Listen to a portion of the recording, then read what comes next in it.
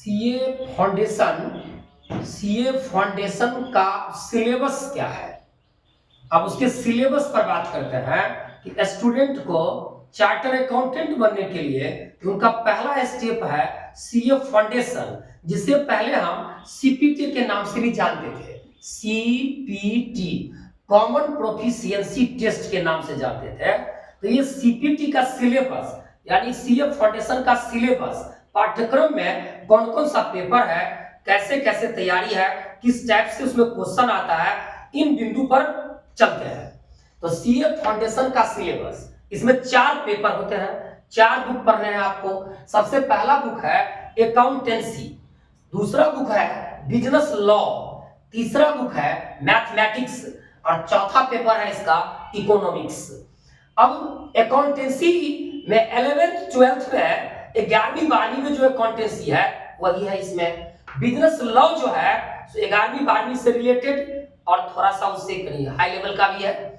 Mathematics जो है under 10 level का है, 6 7 8 9 10 लेवल का मैथमेटिक्स का है इसमें। उसके बाद इकोनॉमिक्स जो है 11th 12th लेवल का इकोनॉमिक्स इसमें है। तो ये जो चारों पेपर है ये 100 मार्क्स का होता है, 100 अंक का ये चारों पेपर होता है। अकाउंटेंसी 100 अंक का, बिजनेस लॉ 100 अंक का, मैथमेटिक्स 100 अंक का और इकोनॉमिक्स भी 100 अंक का होता है।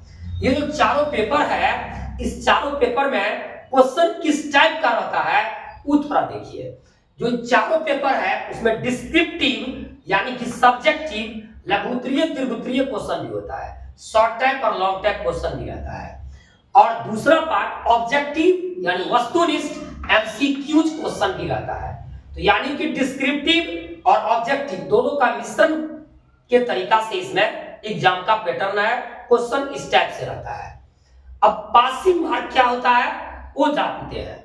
अकाउंटेंसी, बिजनेस लॉ, मैथमेटिक्स और इकोनॉमिक्स, इन सभी में जो पासिंग मार्क है वो पासिंग मार्क है मिनिमम 40% होना चाहिए। यानी कि 100 में से 40 नंबर आपको लाना है तो आप पास हो जाएंगे, ये क्वालिफाई हो जाएंगे इस पेपर में। सिर्फ 40 नंबर आने से इस पेपर में क्वालिफाई। अकाउंटेंसी में 40 नंबर आया तो आप अकाउंट में क्वालिफाई कर गए। बिजनेस लॉ में 40 नंबर आपका आ गया तो बिजनेस लॉ में क्वालिफाई कर गए। मैथमेटिक्स में 40 नंबर आया तो मैथमेटिक्स में क्वालिफाई कर गए। इकोनॉमिक्स में 40 नंबर आया, इकोनॉमिक्स में क्वालिफाई आप कर गए।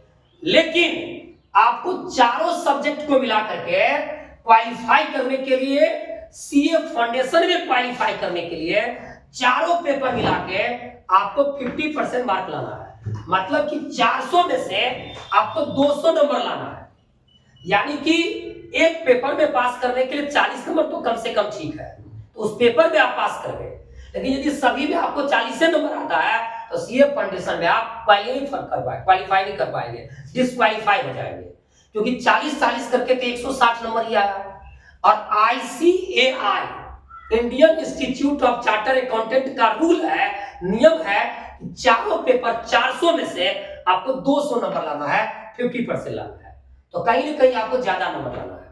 तो वैसे जो कॉमर्स से 11th 12th करते हैं उनका अकाउंटेंसी और इकोनॉमिक्स और मैथमेटिक्स, ये 3 पेपर तो बहुत ही स्ट्रांग रहता है। लॉ थोड़ा वीक रहता है क्योंकि 11th 12th में लॉ उतना अच्छा से नहीं दिया हुआ है। तो लॉ के लिए अलग से थोड़ा तैयारी कर लेने से 40 नंबर क्वालिफाई है, उनसे ज्यादा नंबर ले आते हैं।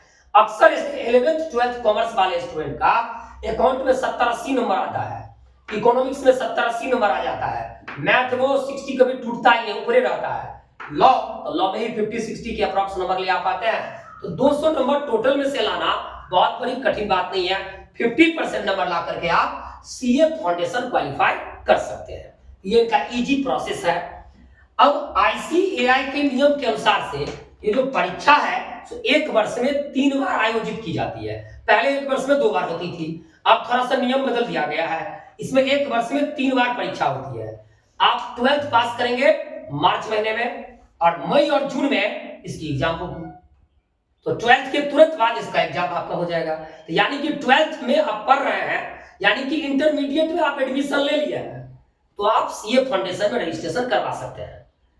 और दूसरा आपको सितंबर महीने में एग्जाम होता है और तीसरा जनवरी महीने में एग्जाम होता है। इस एग्जाम में बैठने के लिए आपको 12वीं पास होना जरूरी है। इसका जो है एलिजिबिलिटी है, पात्रता है 12वीं पास। लेकिन 12वीं में आप पढ़ रहे हैं, 11वीं में आप पढ़ रहे हैं, मतलब कि आप 10वां पास कर लिया है तो रजिस्ट्रेशन आप करवा सकते हैं, लेकिन एग्जाम में बैठ सकते हैं 12वीं पास होने के बाद ही बैठ सकते हैं। इसके बाद हम बात करते हैं आगे, इसकी रजिस्ट्रेशन का जो वैलिडिटी है, रजिस्ट्रेशन का जो वैधता है, रजिस्ट्रेशन का जो मान्यता है, वो 4 वर्ष के लिए रजिस्ट्रेशन की मान्यता होती है। अब 4 वर्ष के दौरान में जितनी बार आपको हो सके परीक्षा दे सकते हैं।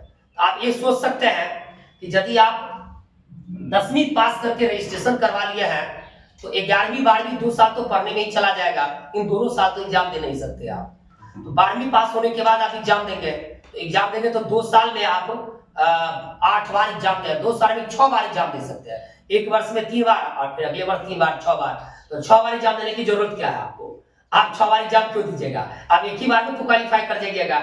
मतलब ये कहने का मेरा तात्पर्य था कि आपके पास एग्जाम देने का इतनी बार मौका मिल सकता है, तो आपको जो सिर्फ जब मन हो एग्जाम दे सकता है। इसका जनवरी में देने की मन करे, सितंबर में देने की मन करे, या जून मई या मई में देने की मन करे, मई जून में, उसमें आप दे सकते हैं इसका एग्जाम। तो वैलिडिटी इनका 4 वर्ष का रहता है। एक बार रिकॉल के रूप में फिर बात कर लेते हैं कि सीए फाउंडेशन का जो सिलेबस है, जिस सीए फाउंडेशन को पहले हम सीपीटी कहते थे, उसमें 4 पेपर है, अकाउंटेंसी, बिजनेस स्टडी, मैथमेटिक्स और इकोनॉमिक्स है, और प्रत्येक पेपर में क्वालिफाई होने के लिए 40% नंबर लाना है। बट सीए फाउंडेशन में क्वालिफाई करने के लिए चारों पेपर में 400 नंबर के एग्जाम में 200 नंबर लाना है ओवरऑल आपको, ठीक है। 4 वर्ष के लिए वैलिडिटी इसका रजिस्ट्रेशन का होता है। 4 वर्ष में आपको जब मन है तब एग्जाम दे सकते हैं, जितनी बार मन है उतनी बार एग्जाम दे सकते हैं, और साथ साथ इसकी जो पात्रता है वही स्टूडेंट एग्जाम दे सकते हैं जो 12वीं पास हो चुके हैं। एक वर्ष में 3 बार एग्जाम होता है। तो आप तमाम स्टूडेंट्स इस को सीए फाउंडेशन में रजिस्ट्रेशन करवाएं और सीए बने, चार्टर्ड अकाउंटेंट बने। जय हिंद, जय भारत।